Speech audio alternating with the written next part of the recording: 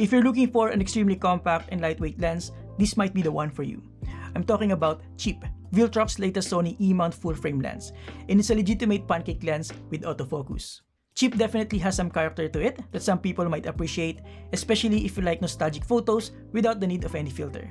And with its size and weight, this is perfect for street photography, offering a more discreet appearance, not to mention a more comfortable experience. Just look how tiny this lens is. It's absolutely insane. Now, of course, being this small and lightweight, there are a few compromises that Viltrox had to make to achieve this kind of form factor. And shooting with this poses some challenges. Challenges that I'm willing to accept in return for its super compactness and everything it has to offer.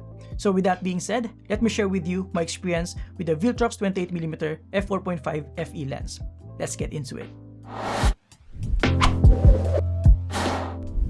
As always, honest disclaimer, this video is not paid, but Viltrox did provide an early sample for me to experience. Viltrox will not review this video prior to release, and we'll see this at the same time as you do. By the way, I'm not going to share with you a deep laboratory-like technical analysis of this lens, but more about my real-world experience with it, all of its awesome characteristics, its quirkiness, and of course, the challenges it offers. So let's get it.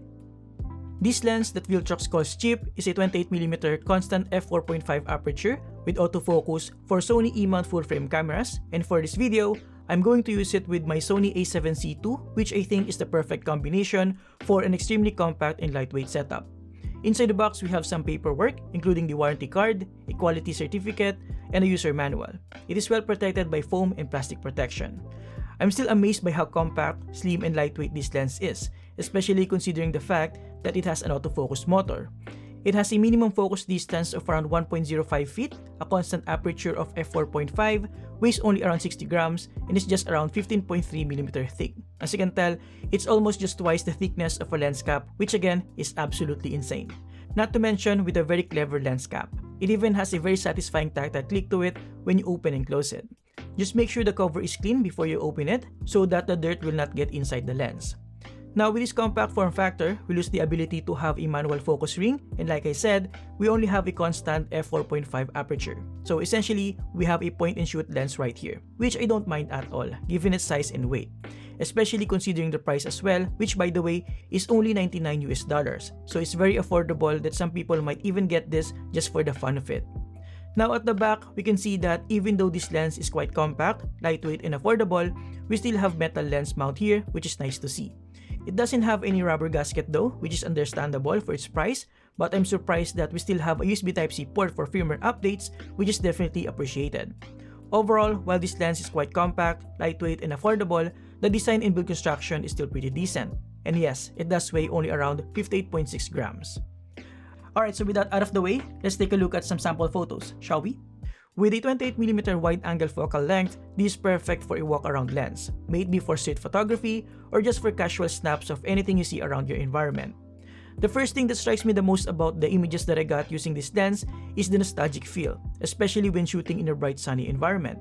It has a sort of hazy or dreamy look to it, straight out of the camera, which kinda grew on me already.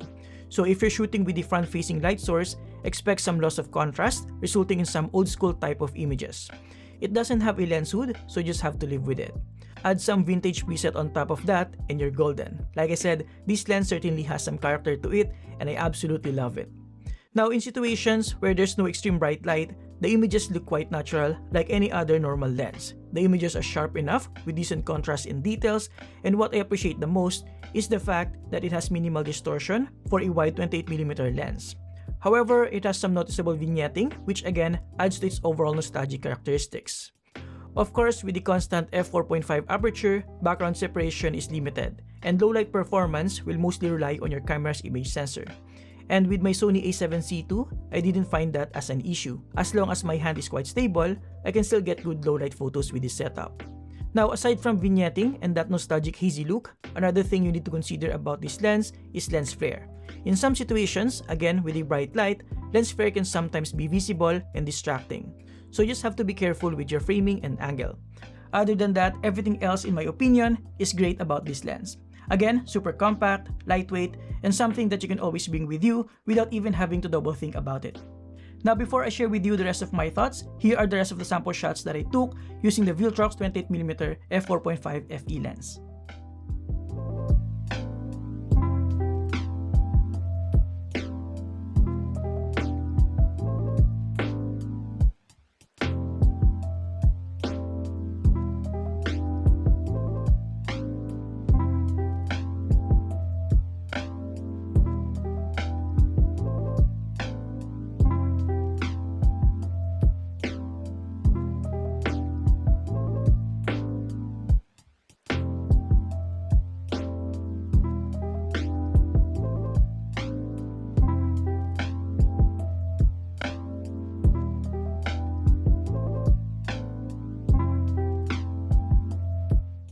Now with a VCM or voice coil motor, autofocus performance is relatively fast and accurate, though I would say it seems faster in video than in photo.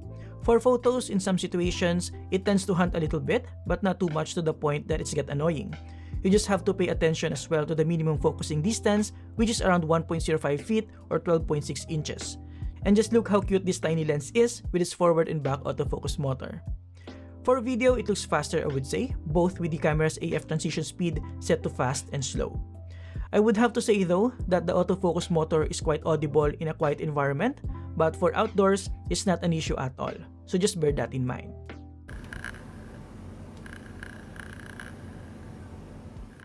Now for this particular shot, I'm using the Viltrox 28mm F4.5. So let me know in the comments below what you think about the image quality for this kind of talking head on camera setup.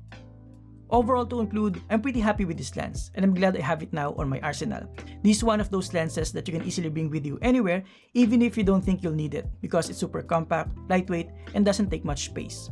The image quality in my honest opinion is decent enough as long as you can accept its quirkiness and character and that you can get around its compromises like the constant aperture and the lack of a focus ring. And with its price of just under $100, I think it's a no-brainer to pick one up. And there you have it guys, thank you for watching. Huge thanks to Viltrox for sending this in. You can back this up right now on Indiegogo and I'll put some links below for you to check out. And yes, we're doing more of these camera gears and content creation videos on this channel in a real-world application approach. So if you're into that, please consider subscribing. Thank you for watching and see you next time. Have a great day guys, you're awesome.